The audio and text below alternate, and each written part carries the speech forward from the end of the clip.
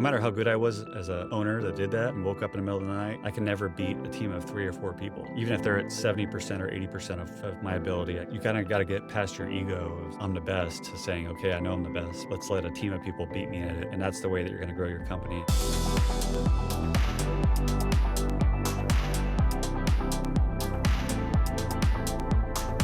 What's up, everyone? Welcome back to another episode of the Boardroom Buzz. Here with your hosts, Jeremy and Jason Julio, also known as the Blue Collar Twins. Today, we've got a great guest joining us, Luke Lewis, founder and president of Native Pest Management. Luke has built one of the fastest growing pest control companies in the country and has a unique story, going from an FBI intelligence analyst to entrepreneur and business owner. Luke, thanks for joining us. Welcome to the Boardroom Buzz. Glad to be here. Before we get started talking about business, let's tell the listeners a little bit about who you are, where you came from. Sure. I was born in West Palm, grew up in Florida, still in Florida. And I never thought I'd be pest control, probably like most people out there. I went to University of Florida for accounting. So I was a CPA. Straight out of college, went to the FBI. So that was a different track than most people. So I was an intelligence analyst there, and they pick where you go. So that, I was 23 years old. I was like, okay, I want to go to New York City, Chicago, DC. And they said, you're going to Tallahassee, Florida. So that wasn't really high on my list. I was actually the smallest city of everyone in my class at Quantico. So, I got here where I'm still today, and I realized everyone was thinking about retirement, and it wasn't somewhere where I wanted to spend the next 40 years. So I stayed a few years and then eventually left to go work for my parents in landscaping in South Florida. Realized my dad was never going to retire, so that wasn't really a good fit either. And then found my way to pest control, started spraying lawns and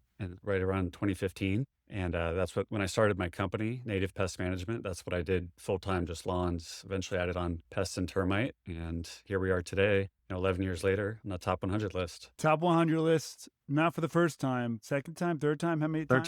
Third time. Third time. And the first time you were on there, you were where? I think it was 97. 97. And then we jumped up to 68, and now we're at 63. Wow. Yeah. That's incredible. Yeah. I find it really interesting that you were an FBI agent. I think that's one of FBI the coolest. intelligence analyst, small little. I was, What's but the difference close. there? I was the computer guy, like the nerd Okay. behind the computer. So I was called embedded intelligence analyst. So I had a squad of 17 agents from Tallahassee to Gainesville. And so whatever they needed help with on cases, I was like the guy behind the computer. So I would do the charts and like who's calling who and listening in on phone calls, watching cameras, kind of doing all that behind the scenes stuff. Gotcha. Mostly counterterrorism. Do you have a jacket that says FBI on the back of it? I don't. I wish I did. Dude, I mean, I think that's so cool and very, very interesting. So you were college, then Quantico. FBI, yeah. Yeah, so 2 years, analyst. just under 3 years, I was in FBI. So 3 years, and then you said, "All right, I'm this not for me. I'm gonna go try to do something else. I'm gonna pivot. I'm gonna go into landscaping with my father, see how I like that." Now, did you ever have any thoughts about like that?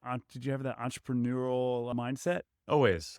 Yeah, I mean, my parents have owned this. My dad owns it now, this landscaping business for maybe 45 years, his whole life pretty much. So when I grew up, I'm 39, all I heard at the dinner table between my parents, she was the office manager, he was the guy in the field. So they would just talk business, dinner all the time. That's all they talked about. And so I grew up, I was like, I knew one day I would run their business, even when I was in the FBI. But then when I got there, I realized, I didn't really like it as much as I thought I would, and, with my dad being the boss. So I eventually realized I had to do something on my own, so I was only there about a year. So then you left your parents' business and you started like a lawn care business, or was it lawn care and pest control? Just pest control? So it was just pest control. We just started out only spraying lawns. In Florida, there's 4 licenses. So I only had the lawn and ornamental license. So I was only legally allowed to treat lawns. So I started out just lawns. He gave me a head start, because he has about 80 clients on Palm Beach Island. And, he got me about 15 of those clients starting out, and which was almost a route because they're all really high end. So immediately I had a lawn tech helping me out. And then I was able to add on the home pest license. So I started handling like the home pest while he handled the lawns. And that's how we started. Were you an operator? I was not a certified operator. In Florida, you have to have 3 years pest experience. So I started off by a few months in, I hired an older guy. He's like, they do that in Florida. He's a retired guy, maybe like 75 years old. And he just came in once a month for training. And then after 3 years, I was able to test and get the license. Now I'm an operator. So when you first got into this, was your mindset or your vision? I mentioned to you earlier today that I think you're, in the true sense, of everything, a really good visionary. You have very good vision as to where you want to go. When you first got into your business, did you know that was your goal to scale up immediately, or were you like, this is going to be a job, a lifestyle business. I'm going to just be able to support my family. Or did you know that you wanted to hit the ground running, put systems in place, create org charts, and just grow this business? Kind of a hybrid. I never thought it was just going to be a small little thing, to support my family, but I had no idea it would be what it is today. So my thought was, okay, I need to grow it. I don't want to be in a field.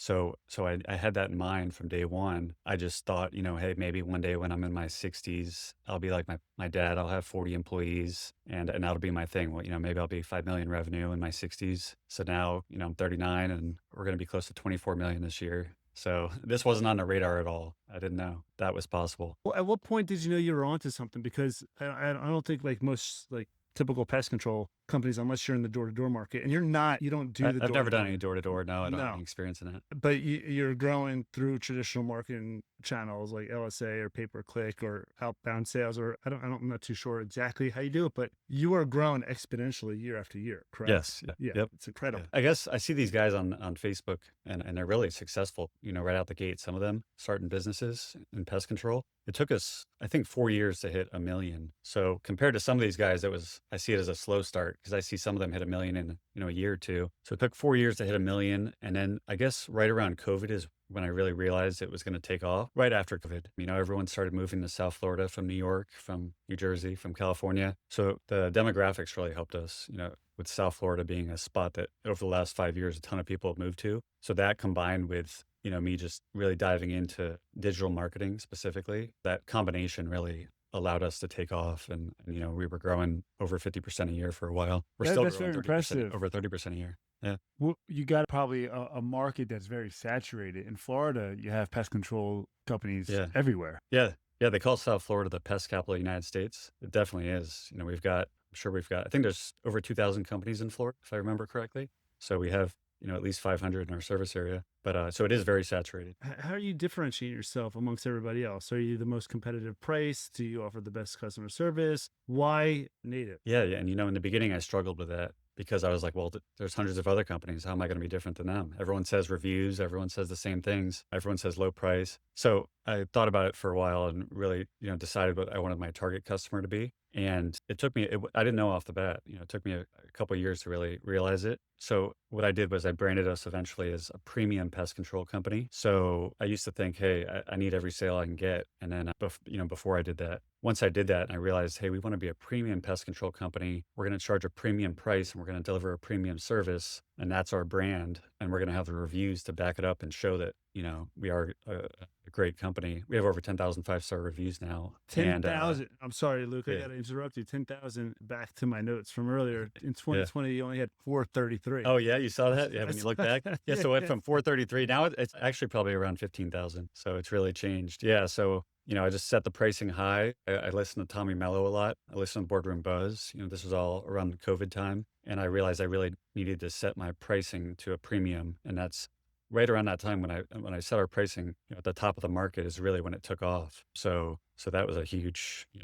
success for us. Just putting our pricing at the top and branding ourselves as premium. And that's kind of a scary thing to do. Right? It was you really think scary. about like, am I going to lose customers? But people say it all the time. You're going to have a premium service. You charge a premium price. Yeah. I specifically remember, I forgot what year it was. Maybe it was 2021, but we were around, 30, we do monthly billing like a lot of companies out there. So we were around 33 a month for quarterly service. And I had a new sales manager and he said, hey, what if we just went to 49 a month? And I thought that was crazy because, I'm like, we're only 33 a month. How are we going to raise it all the way to 49 a month? But we did it anyway. And we actually increased our sales. Our closing rates went up.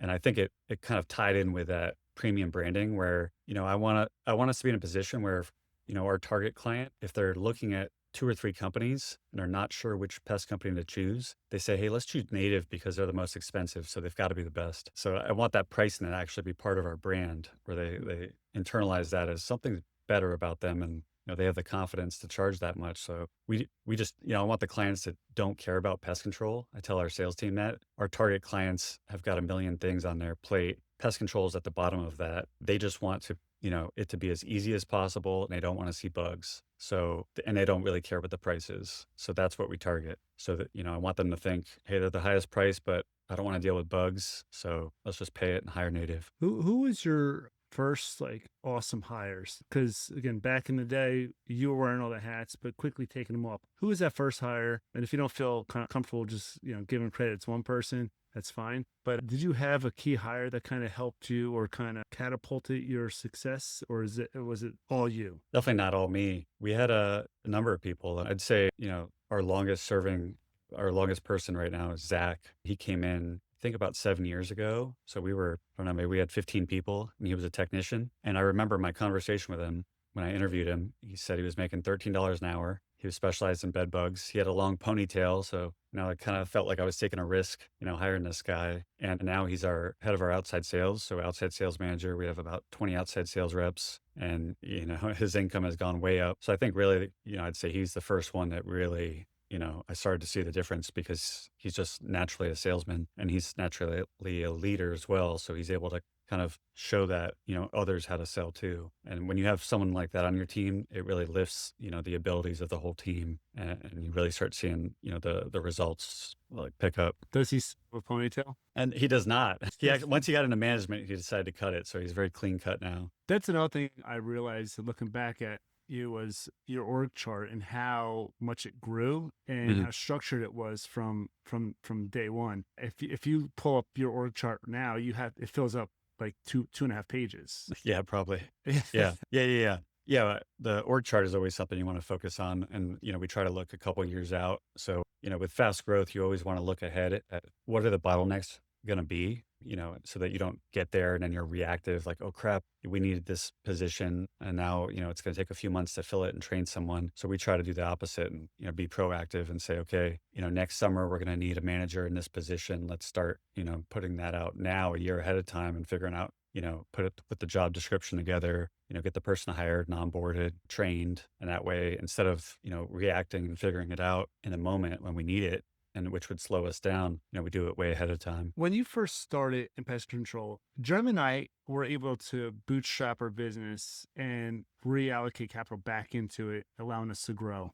How were you able to grow so quickly and be able to maintain income? Good question. I wasn't always able to. So that's the answer. There was a time I remember, this isn't even 5 years ago, growth was so fast and I had no CFO or anyone able to project cash flow. Even though I used to be a CPA, I should have been able to figure that out. I got to where we do biweekly payroll and I didn't have enough cash in the bank to make payroll. So just had to borrow, 50 grand from my dad for a week and, got through it. That was, I think it was in January or February, when the money's not coming in as much. And then, that was a lesson too, to just keep pricing at a premium. So really just, I think the main way we did it was keeping our pricing high. If I had not raised our pricing, 5 or 6 years ago to what I did to the top of the market, we wouldn't have been able to grow as much as we did. So by taking that, extra profitability, we were able to funnel that into growth. That's the main way we were able to do it. And how big were you at that time? At that time, we're probably around 4 or 5 million. Wow. The other thing that really helped me was you kind of learn these lessons as you own the business. I used to buy vehicles cash because my dad always said, hey, you never want to have debt. So I quickly realized,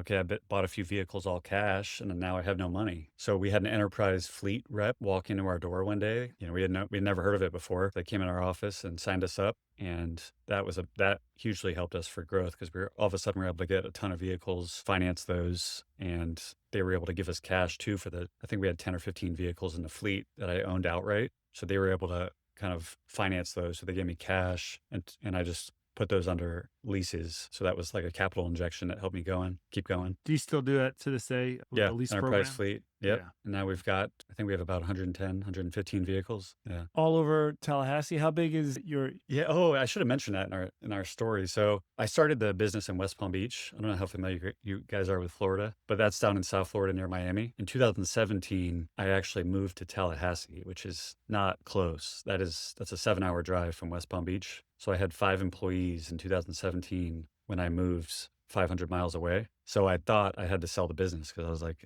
I can't live 500 miles away and have 5 employees. So I went out and looked at selling the business, got an offer for, $400,000 or something like that. And ultimately I decided not to sell.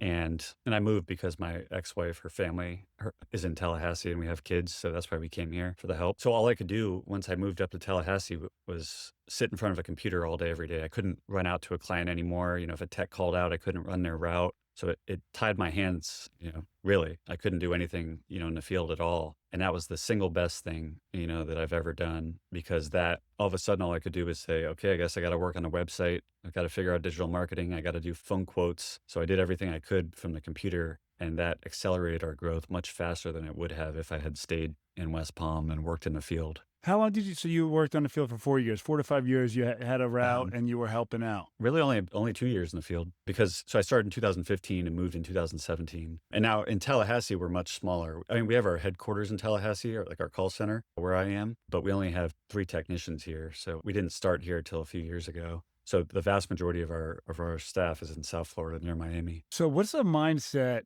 when you're moving, thinking about selling a business in West Palm? You get to Tallahassee, you don't have a route anymore. What's your mindset? Did you ever envisioned that you would be where you are today? No, never, ever. So I remember I bought a house for $240,000. It was out in the country, I had a few acres. I built like a office closet in my garage. I had a contractor come in, about $7,000. He kind of built a little, 100 square foot office. Was tiny in my garage. And for the first 3 years that I lived in Tallahassee, it was just me. So 2017 to 2020, I was the only person here, just running everything remote from my computer. And the rest of the team was down in South Florida. And I would drive down, once every 3 to 4 weeks, about 6 hour, 7 hour drive each way. And it wasn't easy at all. I had young kids. I remember, there were times where I had to drive down, I had a manager, said something that he shouldn't have said. And I turned to my wife at the time and was like, I was at a kid's birthday party, not mine, but I had to say, I got to go down there today and fire this guy. So I got in a car,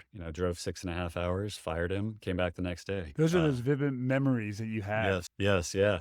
When you get, it's like trauma when you're in that. I'm sure you guys have some memories from that time, when you're dealing with it. But so you in business, just in life, there's always ups and downs, right? So that was one of the down moments, like you had to go fire someone, drive 7 hours. Talk about the time you had 3 CSRs quit on you on a Monday. Oh yeah. You got that from it. Man, yeah, that's funny. You pulled that up from our old messages. I had blocked that out from my memory, so thank you for that. Yeah, I remember. I don't, but that must have been around COVID. But yeah, we had 3 quit on a Monday. The culture was horrible.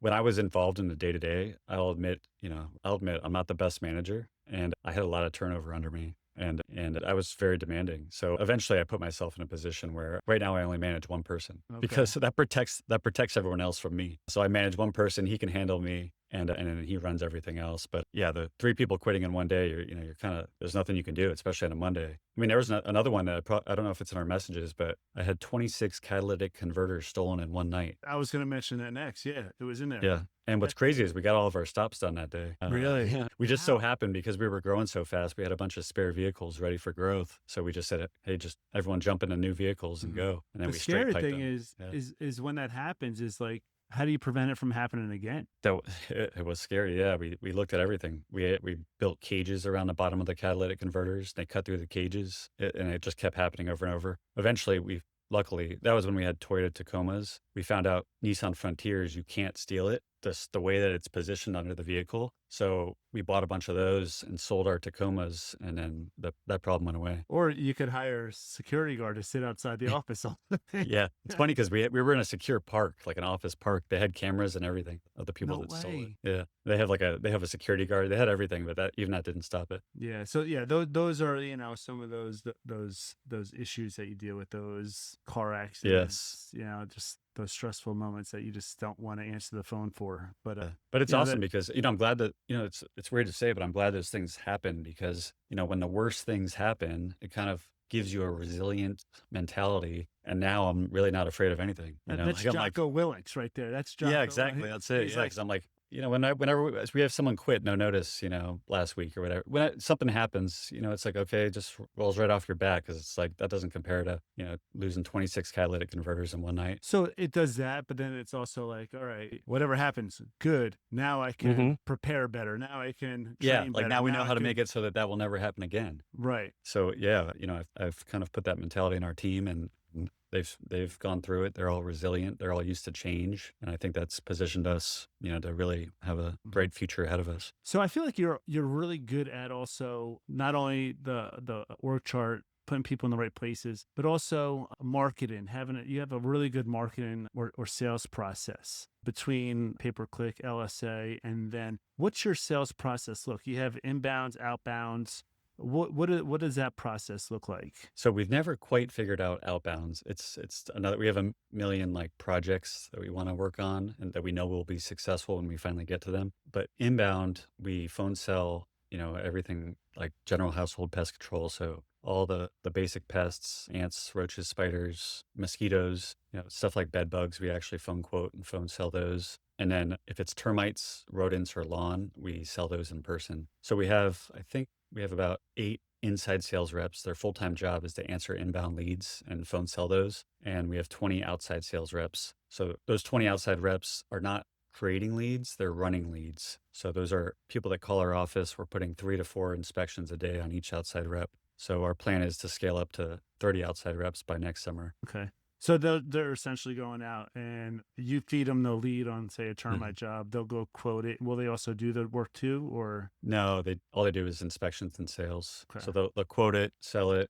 get the billing on file, auto pay, contract signed, and then it goes to our office who schedules it and puts on a technician. When was your first $1 million month? Oh, $1 million month? Definitely after COVID. I'm thinking 2020, probably. That's a milestone right there. Yeah. We just hit our first $2 million month last month. Yeah. But it was funny. I kind of look back on it. And we don't celebrate the wins enough. It's kind of like, oh, great. Okay, we won. We hit $1 million month. And then day 2, we're back at it. It's like, what's the next goal? Yeah. Well, it's interesting. Well, I'm sure you're paying your guys well. They get commission on all these sales that they're doing, right? You're feeding them. You're feeding them. So they're doing well. That's one thing, we always, I don't want to say we over celebrate. We celebrate it a lot. We try to focus on building that culture, but there's also sometimes that we got pushback. We're like, all right, well, just pay us a little bit more instead of doing all these extra things, right? Yeah. I get it. But it's a double-edged sword there. For us, we really push, to our team, the potential of the growth.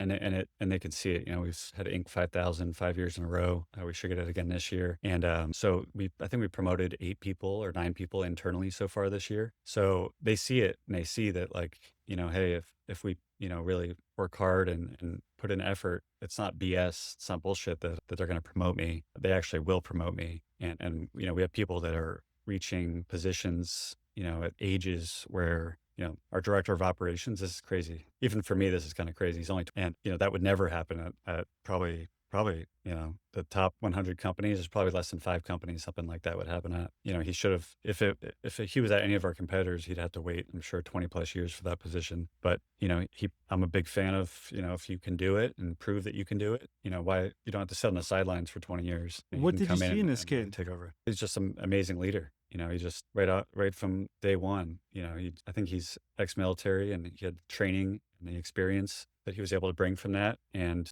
he didn't, I guess the main thing is he held people accountable. The guy I'm thinking of, a lot of managers, I've noticed the difficulty is accountability. They're afraid to be the bad guy. They want to be friends. This guy doesn't care if everyone hates him. He knows he wants to get the job done and accomplish the mission. And those are the kind of people that we need in leadership positions. And those guys are obviously hard to find. Now I see where the problem lies in a weak leader is you're letting go some of these technicians that aren't being held accountable. But then do you think it's hard to find good technicians? Oh, yeah, I'm sure. Yeah. So, yeah. Because we've all looked the other way when you have a bad technician and you need this technician, you know? So that's... And if you held that, if you led with an iron fist and you held everyone that accountable all the time, then you lose like more than half of yours. Yeah. But, and you're right. And we have lost more than half of our staff, but sometimes it's a good thing that, you bring in fresh attitudes and, someone that doesn't know all the changes that happened. So they're just, happy to be here and ready to go. We've gone through that a lot. And now we've kind of learned our lesson. So we really educate everyone that we bring on that, hey, there's going to be a lot of changes at this company, more than you're used to at any other company. We love change. We try to do it as much as possible. We're like the speedboat, maneuvering while our competitors are, the cruise ships that are slowly turning. So I try to do the opposite of what I saw when I was in the FBI, large, huge bureaucracy. So I saw, the downside of that and how slow moving decisions are and everything like that. So I want to be extremely fast. So we make policy changes literally every day. So it's a Mm. lot to keep up with and it stresses a lot of people out and a lot of people leave because of it. But the ones that stay embrace that and know why we do it and see the Mm. results of it. So they get it. And When there, you're and those expectations, you set those expectations. You tell them Yeah. this is what we're going to be doing, so expect that. Yes. It's Yeah. also Yeah. easier when you're at scale too. When you're at the size of Luke's business, it's also easier to let go of people because you have some people picking up the slack until you get you have some time to kind of replace others as well. It's much easier now than it was, when you have a smaller staff. Right. Yeah. Because then essentially some of those responsibilities then fall back on you while you're trying to do all these other Yes. things as a new Yeah. business owner. Yeah. And that happened quite a bit, just like it does for all business owners, I think, all founders. But yeah, finally it's at the point where, it doesn't affect me. So I can make decisions without having to think, ooh, if I make this decision, am I going to have to be out in the field or answer the phone? So Right. I don't have that holding me back. So now you got this playbook, right? You've grown this business to where you got it today. If you were to start all over again, would you get here faster? Yeah. I would have got here probably, at least 4 years faster. Well, if I had the money, yeah, oh yeah, for sure. But even without the money, just the knowledge, I would have got here faster. I think that first 4 years, that was really kind of my learning. I never worked for a pest control company, didn't know anything about pest control. I literally hired an entomologist to come to my house in year one. And I said, hey, I don't know anything about pest control. Show me where to spray. What do I use? I don't even know the names of any products. So he walked me around my house and showed me everything. So I just, from day one, wanted to do everything the right way, but it took me a long time to learn, just learn about customer service, learn about pricing. I used to charge $35 a month for monthly service because and I thought that was high, because I was thinking, well, shoot, that's like, $70 an hour. I thought that was good money. But, if we charge that now, we'd be bankrupt. So it just a lot of that was all the first 4 years where it took me to hit 1 million. If I had to do it again, I wouldn't have to repeat that and we'd hit 1 million year one and scale from there. That's interesting. Yeah, I love the mindset of being able to do something like that. I wish I could say the same. Do you think if we looking back at our business, do you think we would be able to do it any faster than we did it? Man, I think we got to where we got to pretty quickly. I think if we were to start all over again today, we would. No. Oh, I'm very confident Yeah, you guys yeah, would. Yeah, you definitely. guys definitely would. 100%. And yeah, even if, and especially with money backing that you didn't have Right. probably in the beginning. Yeah, I was telling Luke earlier, he's a true visionary. Like he knows, I guess your goal in 2020 was to be at 50 million. And now your goal is probably surpass that. You probably want to be at 100 million. What's your goal now? Yeah. For a few years now, it must have been a little after that.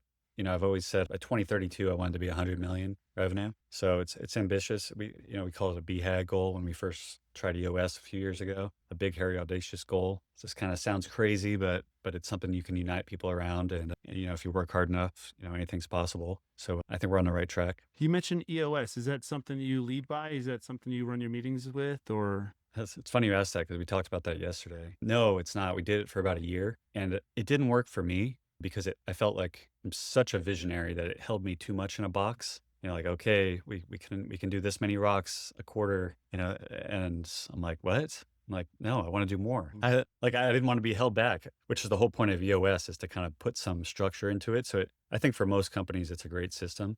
But for us, just the way I lead and like to do things, it held me back too much. And I wanted to, put the pedal to the metal and really, really push the limit and see how crazy we could get it. You mentioned how you lead. What are some of your strengths as a leader? Yeah. So I'd say just motivating the team, really just kind of, I guess now that I think about it, my strength really is the ability to dive into the details, to the degree where on a daily basis, almost I read client text messages just because I want to get a pulse from I don't want to be that, general sitting back, not really knowing what's going on in the field. So I read client text messages and their emails, listen to phone calls randomly. And I do it on a daily basis just because I want to know, what are people complaining about? How much are they complaining? How are we responding? What's our response time? What's our tone of voice, our tonality? So I'm really trying to optimize everything I possibly can on a daily basis. And then, so I take that detail and that knowledge where, I've done every position in the company. So I know, what it takes to do every position. So I can't be bullshitted basically. And then I take all that detailed knowledge on a daily basis and then I'm able to step back and go to that, 10,000 foot view with that information and kind of make strategic decisions based on what I saw and tell the team, hey, these are our 3 top priorities. and this is why we need to be faster. We're not responding fast enough to leads. We're not getting to client houses fast enough. Our target client is paying for premium pest control. That means they want immediate service. We have to beat our competitors. They want us to call them and text them immediately, and they're paying for that. So we have to provide them what they want. We can't not do it because it's hard or impossible. We've got to figure out how to do it because they're paying us to figure out how to do it. So really taking the problem and putting it into words to the team on why it's important and what the results will be if we can achieve it. So really getting everyone on the same page and making it happen. And then I show the results. Hey, we grew 30% last year. We're on track for 38% this year because of what our team is doing. So I think I'd say that's It sounds that's like my strength. that would raise my blood pressure up listening to the phone calls because Yeah. it's never going to be exactly does. how you want it. But that's what you got to do as an entrepreneur. You got to listen to those calls. You got to look at the text message, and then you have to have those hard conversations. But my next question to you, Luke, is then you come up with this plan, and then do you set the expectations as to when you need to see, all right, the pickup rate needs to be X by this time, and then by the next time we have a meeting, we're going to review this together and see where we're at. Yes, yeah. And tied to that, I'd say I'm a big fan of Elon Musk and how he does things. So I forgot the exact quote, but he said something similar to, you give someone 5 years to do something, it'll take them 5 years. You give them, 60 days, they'll figure it out in 60 days. So whenever our team says something like, okay, I'll have a manager say, yeah, by September 1st, we should be able to get that done. It's like, okay, well, it's June 16th. Let's figure out how to get it done by, July 1st and just kind of push the limit and really make them earn it and figure it out. And it gets done. Right. You just have to not be afraid of, sitting back and just taking everyone's word for the time it takes, and you need to push. And I think you can get the results if you're consistently pushing. When I was younger, I had a good manager. I was at the beach club, and they asked me to perform this task, and I said, I don't think today's the best day to do it. And I gave him some kind of reason why, and he said, well, if I told you I'd give you $1 million to get this done today, would you do it? I was like, probably. Yeah, I would. I love Like, that. all right, well, then do it. That's awesome. Yeah. Yeah. Yeah. I love that. Yeah. So, I mean, we probably got a list of 100 things that we want to get done. And so probably our biggest constraint is the lack of, people qualified to get it done. But we have the good news is like we have so many projects in mind and things that we want to do that I'm confident in our, rapid growth for many years to come. What's your leadership look like? What type of positions do you have at the top? Yeah. So we just updated it in the last month. For the last year, so we had a director of sales on the executive team. We had a vice president, and we had a director of technology. That was it. So now we've made some changes. We promoted someone to a position called chief revenue officer. So that's over. Their whole goal is to think every day about recurring like revenue growth. So recurring sales growth and recurring, cancels, how to get retention better. So that's one position. We've still got the director of technology. He's focused all the time on automation, overseeing. We have about 20 full-time people in the Philippines, virtual assistants that do a lot of things for us. So we're always looking at new softwares. And then we've got our vice president, Dan, recently was promoted to president. So he kind of runs that executive team. And then my sister's coming on board next month as marketing director. So I'm excited about that. And then we have director of operations, the 25-year-old guy I was talking about. So we have a very young team and a young and ambitious team. And we just added a fractional CFO too. So eventually we'll do full-time, but for now we started with a fractional, and that's our team. So your sister, she's coming on marketing. She's coming from marketing experience. She went to UF too in accounting, just like me. But no, she's a muralist. So she does like for the Chicago Bulls, she did something for the Cubs, and she had her own business doing that. Super successful, but she had a baby. So she's looking for more of a computer remote job. But yeah, I mean, she's been very successful with that on the artistic side. So I'm looking forward to having her on the team. You do all your marketing in-house, your Meta, all that stuff. We do. No, we have a marketing company. Oh, you do? And, Okay. Yeah, Pesty, and they do our SEO, but we do everything else in house. We do like LSA, pay-per-click, Yelp, everything you can think of besides SEO, we do in house. Is LSA probably the best thing for you? Organic Yeah. Google is the best for us, which is great because that's the cheapest lead source you can get, and we track all of our cost per lead, customer acquisition costs for every lead source. So we've got organic is number one. Number two is current clients calling in, just randomly calling in. Number three is LSA. And then, 4 is referrals. We use Clicky for that. It's a software. it kind of automates the referral payout. So we do $100 per referral, and it's all digital right now. All of our growth is digital. There's nothing that we do, no mailers, no banners, no billboards, all digital. So eventually we'll expand to that as we focus more on branding, but up to now it's just been digital. What's your average cost per like customer acquisition cost? So it's higher than most companies, but lower than door to door. So we're kind of in that middle spot. We're right around between $350 and $400. Okay. Yeah. 'Cause- So I tell our team that a lot. You get these technicians or sales reps that think you're expensive. I'm like, oh man, you guys are charging 100 and whatever a quarter.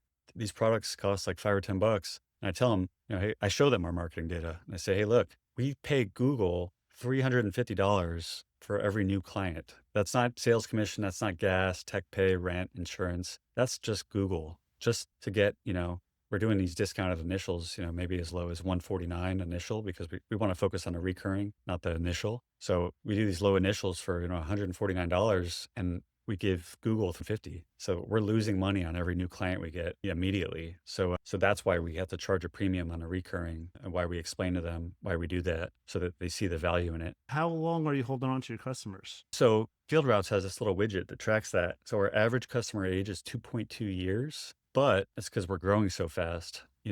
We think that it's around 6 or 7 years. We're just so young of a company, and the vast majority of our growth's been in the last 3 or 4 years. So that number, has hovered the last couple of years between 2 and 2.2 years. You're a widget master. You have. Oh yeah, I know all the data. I told you I used to be an intelligence analyst. Yeah, so I know everything. You gotta love data. This guy's a big data does, guy. and he gets these amazing reports. Oh yeah, we have so many reports, so much daily data. or weekly, right? That Daily, yeah, hourly. yeah. What I are your yeah. key like KPIs? Because I know you have them for inbound your sales team. Run through some of the stuff, the key things that you look at. Yeah. So number one for me has always been net recurring revenue growth. So that's like contracts sold minus contracts canceled. So, I like to average like one new route a month created. So, 250,000 net recurring revenue growth per month is a good target right now that we're trying to boost up. And then obviously resurface rate. We always look at retention rate, customer acquisition cost per lead. What else? We look at miles per day driven by technicians. So we look at the average miles, and we bonus our scheduling team based on the average miles. For us, our target's like under 50 miles a day per tech. And oh man, there's a million. We literally have over 100 KPIs, I think, that we track. Your sales team in terms of performance, what's the discrepancy between the best salesman and the worst salesman? Yeah. So for sales, number one thing besides total sales would be closing rates. So, we have, I guess when you say like, let's see, we have some sales reps that sell, we had an inside rep I can think of right now that last month sold, I think, 140,000 over the phone. And then I'd say, on the worst side, that we would tolerate would probably be around 40,000. Okay. Wow. So, So and there's outside lots of sales, there's lots of same. opportunity there, right? So if someone's closing at 100, well, not 40%, but like they're selling that much money Yeah. in production, $140,000. What are they There's a doing huge different? discrepancy. What Yeah. are they yeah. doing And, differently? Like how? and that's they're all- funny. Yeah. You're thinking just like me, because I've asked that exact question, and that's something that we're working on. And that's why I have one reason why I have a lot of, thought that we're going to grow very fast in the future, because we're going to figure that out. And, we have now that we have AI softwares, for training and scoring sales reps. Like we have a software, I think it's called Zero, that our outside reps use, where at every inspection, they record the inspection, the audio recording. And then, so it scores them all at every inspection that they do. And it tells us like, hey, this rep could have been better at objection handling. This one didn't ask for the close, when they should have. So it gives us all this actionable intel. So our goal is, to copy those top reps, figure out what they're saying, how they're saying it, and get all the reps doing that so that we can get everyone up to that, 100,000 plus monthly mark. How often are you training these guys? Every single week, multiple times a week. We have like our outside sales team has three virtual meetings a week and one in-person meeting a week. And they're just role playing, training, overcoming objections. And then technicians, I think they get once a week training, office once a week. Yeah. Retention, we talked about retention. Residential versus commercial. You're mostly residential. You don't have much commercial, do you? Yeah, we're like 90% residential. Yeah. We just take inbound commercial. Like I know some companies go out and hunt it. We just take what comes in because we're so busy with inbound leads. Do you have the University of Florida? No, we don't do Gainesville yet, hopefully. And so hopefully one day. But no, we don't have that's the thing. Our outside reps, we have 20 of them full time. they're just so busy running those inbound leads that we're always like, oh man, we wish they could, go out and hunt these big sales down, and they just never have the time. So eventually we were just talking a few days ago about getting a team that only does outside sales creative, like a commercial team. So How do you structure yeah. something like that? Is it do you pay them like through a draw and then commission base Usually, only? yeah, that's how we do it. I used to pay a salary plus, something like, I forgot what it was. Years ago, it was like 2,000 a month salary, 10% commission.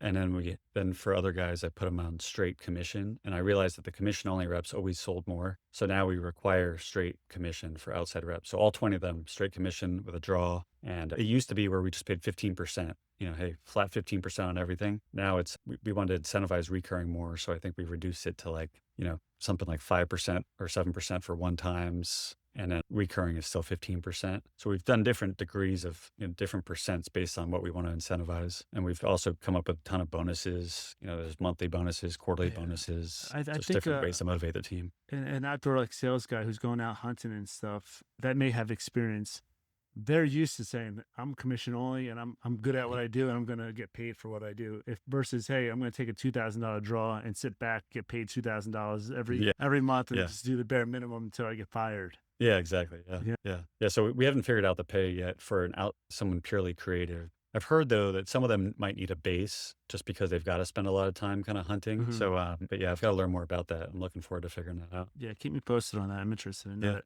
I had a door-to-door guy knock on my door yesterday. Actually, this is Oh yeah. they're Pest just control. more pest control, and That's funny. he's selling me on Last Bite, and I'm like, yeah, tell me a little bit about that. Yeah, and That's funny. I'm like, well, I was the owner. He's like, oh, you were? I thought Viking was the owner. I'm like, yeah, I was the owner. Viking bought us, and I was getting into it, like telling him a little bit more about where we're at with the rough stuff and the dog waste removal company. And I'm like, you know what? This is something I'm interested in possibly having a door-to-door person do. And he's like, oh, let me Yeah. get your information. And I'm just Yeah. interested to see like if I could get someone like that, because right now we're paying, I don't know, like $250 a customer. And if I could pay him $125 a customer, whatever, no, it's half price. And then I like what you're doing with the referral. Like I'd rather pay a person $200, $250 for Yeah. a customer Google, versus yeah. versus Yeah. Google. Especially when you look right? at the KPIs behind it. Okay, you can pay someone $100 all day, and that's gonna be less than half of your customer acquisition cost. So really, you could pay 200. Get a lot more leads from referrals, and it would still lower your customer acquisition cost. Mm-hmm. Would you And say yeah. would you say your marketing spends your biggest expense, or would you say payroll? Oh, payroll for sure. Oh Yeah. yeah. Yeah. Marketing kind of fluctuates. Back in our really when we were spending big time, it was maybe 130,000 a month. Now we've been able to scale that down. We're probably closer to 80 to 90,000 a month right now. But payroll, Okay. that's a big one. Payroll. You have how many employees? You said that you have over 120 trucks. Yeah. So yeah, we've got a lot of spare trucks. Even though we have 20 trucks, I think we only have 95 or so in the field, just because we're just growing so fast and we're trying to replace them and sell them. And there's different things going on there. But we have 140 employees, but 20 of those are in the Philippines. Oh, so let's talk about the VAs. Yeah. I'm sure I'm sure you're saving money on the VAs, right? Yeah. Oh yeah. Yeah. And $6 to they're $10 an I hour. heard they're Yeah, great employees. They're really good. I mean, even when you look at their resumes, it has their picture and their IQ on it. So you get more data than you do when you get U.S. employees, and they're really hardworking. They're really like happy as a culture. We've experimented with them helping, answer phones. That kind of failed. We didn't figure that out. So we realized the sweet spot is to have them do back office work, like auditing, like every single sale we make in the field. I have someone in the Philippines measure the house, measure the lawn, make sure that the sales rep didn't undersell the price. Mm. So, and then we have a VA that checks every new sale. They check, make sure the data entry was right, the email, the phone number, the address. So we're taking away commissions if sales reps undersell. I mean, there's a million things that we have VAs doing. We even have we have the cameras in technician vehicles that kind of send a video if they're on their phone or whatever. So that video we have go to someone in the Philippines, and so we have people in the Philippines watch the video, because why do you want to pay a manager in the U.S. to watch the video? On And so they time, watch. yeah. Yeah. So anything that we can delegate downwards we can. And so if it's a issue that they think that a manager here needs to coach a technician on, then they alert the manager, hey, you need to look at this video. Smart. And we try to all day every day, we're trying to think, what can we take that we're having someone in the US do that's repetitive, monotonous, and have someone there do it for $6 to $8 an hour. What platform are you using to find these guys? We use onlinejobs.ph. It's Yeah. kind of like Indeed in the Philippines. Now, when they were answering phones, how was that communication? Because I know sometimes I'm on a phone with someone from the Yes. Philippines and Yeah. it's hard to understand them sometimes. Yeah. So before we ever did it, I said they have to speak English in a way that no one would know they're in the Philippines. Unfortunately, we probably were a little bit ambitious with that. And we got some people that, are really good at English, like basically, but you could still tell. So that's where it didn't work. There's just certain words that are different and little giveaways that they're from the Philippines. So if we go that route again with VAs answering phones, I think it would be to Latin America for customer service. Yeah, even outside the accents, there's the way that they understand, the way they just Yeah. communicate, and Kind of like little pauses and things there. Same with the text messaging. I tried to have them handle a lot of the client text messaging, and you could tell. So we ended up switching to say, hey, if we have a VA texting a client, they're required to use ChatGPT. So we have like a database in ChatGPT with our protocols and our pricing and everything. But we do have VAs in the Philippines selling, leads overnight, by message with ChatGPT. oh, nice. Yeah, Yeah. that's Yeah, great. because it's all about response time. If someone, if we sell a job at 8 p.m. and the competitor waits till, 8 a.m. the next day to call, then they've lost. Have you utilized AI at all for after hour calls? We use Solea, and it's kind of amazing because it's integrated with the field routes, which we have.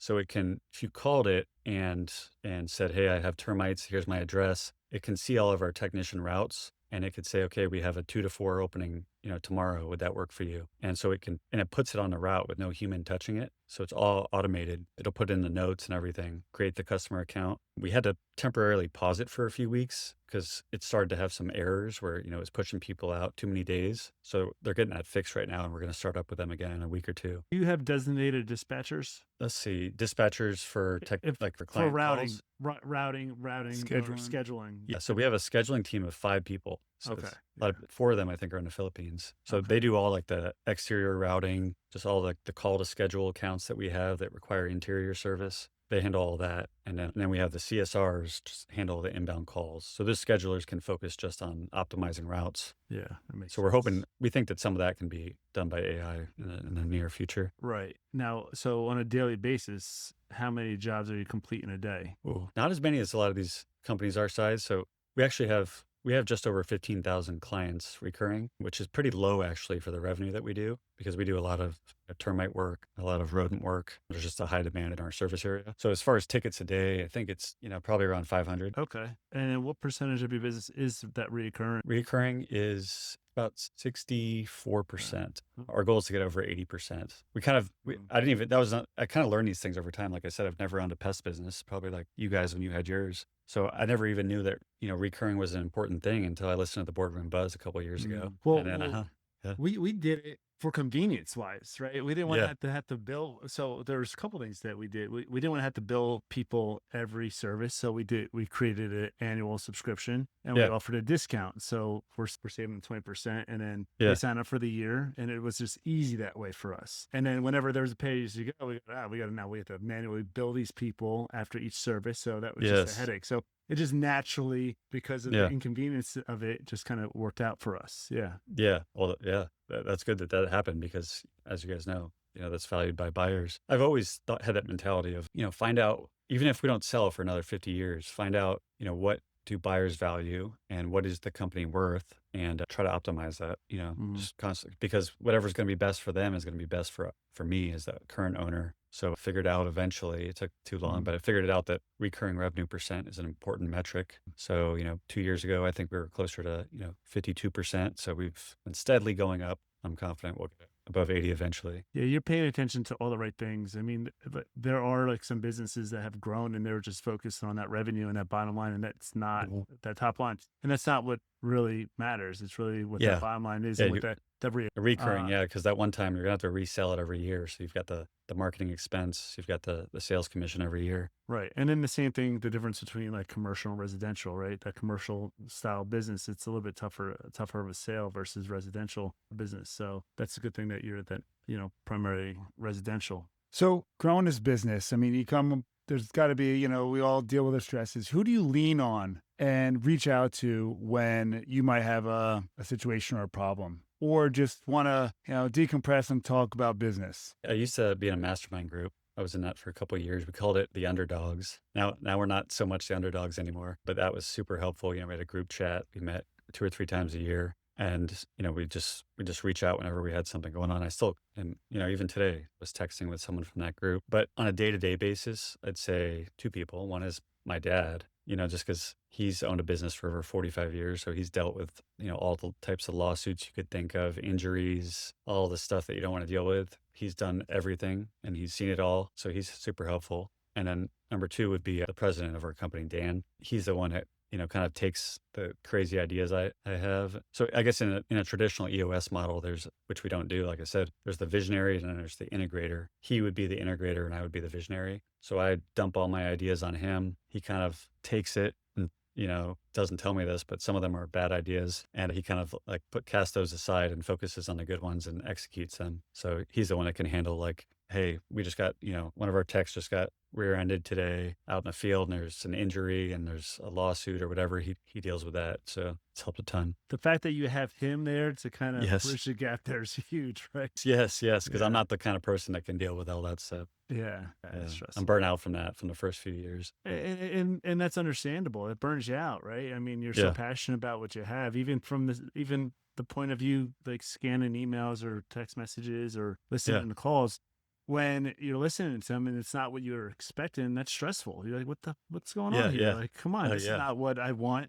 This is why I'm trusting you and you to make sure these things are happening and going the way they're supposed to be going. Yeah, and it's like as business owners, it's always. I mean, I'm sure there's a ton of people out there. It's your default to just you're good at. You're probably the best at every position in the company, and so like I think back. This is even just 3 or 4 years ago. I used to handle all of our Yelp messages 4 years ago, and I was obsessed with it because I knew that leads drove sales. So I would get I'd wake up every night. This is the downside of business. I'd wake up every night, maybe around 2 a.m. Check Yelp messages for the company. We get messages at midnight, 1 a.m., 2 a.m. I'd message them back at 2 a.m. from 2 to 3 a.m. and schedule them for the next day. So I'd be like, hey, we can be out 8 to 10 today. And I'd go back to sleep. And I was like, oh, that's just my job. I'm good at it. I'm going to keep doing that. And eventually someone said to me, you're crazy. You're burning yourself out and you got to get someone else to do it. So I finally said, okay, I guess I got to get someone else to do it. They weren't as good. They weren't as fast. But, eventually now there's, I think, 3 or 4 people full time that respond to messages like that. We call them lead coordinators. So I could never, no matter how good I was as a owner that did that and woke up in the middle of the night, I could never beat a team of 3 or 4 people. Even if they're at 70% or 80% of my ability, I can't compete with 3 or 4 people. So they're doing amazing now. I would never be able to schedule as many as they are. But I only was able to achieve that by giving up, which I guess in EOS, they would call it letting go of the vine. And you kind of got to get past your ego of I'm the best to saying, okay, I know I'm the best, but let's let a team of people beat me at it. And that's the way that you're going to grow your company. And the same applies, to out in the field as a technician. If you're doing sales, if you're in the office, whatever you're doing, a team of people can do it better. You just have to bite the bullet and get there if your goal is to grow. It's good that you recognize that. Now that you have, your leadership team and you have people, dealing with the day-to-day, your job is to kind of review the KPIs and kind of steer the ship. What are you doing with the rest of your time throughout the day? Yeah, I work a lot less than I used to. Like I said, I used to be a workaholic and it's been 2 or 3 years that I haven't. So I have 3 kids, all 10 and under. So every day I drive them to school or camp. Now it's summer. I pick them up every day, go on field trips, do all the dad things, sports. So I spend a lot of time with, doing that. I've gotten more into health in the last couple of years. So go to the gym, 5 days a week, walk 3 miles every day. I've been big into longevity stuff, just to focus on something. So really just kind of optimizing my health for, the future of my family and the future of the business. Anything that you're doing really good with your health that you recommend or share with anybody? Sleeping more. I'm not waking up at 2 a.m. anymore to handle messages. Okay. So I'm really prioritizing that, and really just eating at home, eating clean, trying to avoid microplastics. That's a big thing. Plastic's huge today. Yeah. Exactly. So going in the sauna for that. No, I'd say just overall, just, focusing on step count, trying to get over, 12,000 steps a day. Really just, it's been a big lifestyle change because 5 years ago, I was just all work, all money, all business. I felt like that was everything. And then when I achieved that, I realized, okay, I could keep doing this and, I'm going to burn out. I kind of did burn out. And so this is a new, better me. What are you tracking with a Whoop or with Apple Watch? What are you tracking? Oh yeah, Apple Watch right here. Okay. Yeah. So track everything, every workout, every time I walk, big, like I said, big data guy. Got to track Yeah. everything. At the end of the day, what drives you? Yeah, I'd say what drives me is just always, wanting to be the best that I could possibly be. I know that, I have a ton of potential and I feel like I need to meet that potential. And, I put myself in a position where I think, okay, if I'm, 80 years old and I look back, am I going to look back and say I went all out and achieved everything I could? Or am I going to say, I let off the gas and just kind of coasted? You only get one life. So I have, fortunately a lot of abilities and a lot of experience, and it would be a waste if I didn't use that to the maximum potential. So I think just recognizing that and knowing that if I do that, I'm going to succeed. I'm going to be happy with life. And even more importantly, my kids are going to see that, and I need them to have a good role model because they're going to mimic my behaviors, as they get older and my mentality. And I know that, for future generations of my family, that's important to me that I'm the leader of that and that they will recognize that because it's going to benefit their lives as well. So I think just knowing that's what drives me, That's great. it. I do. I love that too. PCT 100. Congratulations. Are you going Thank to the you. party this year? Yep. I'll be there in Chicago next week.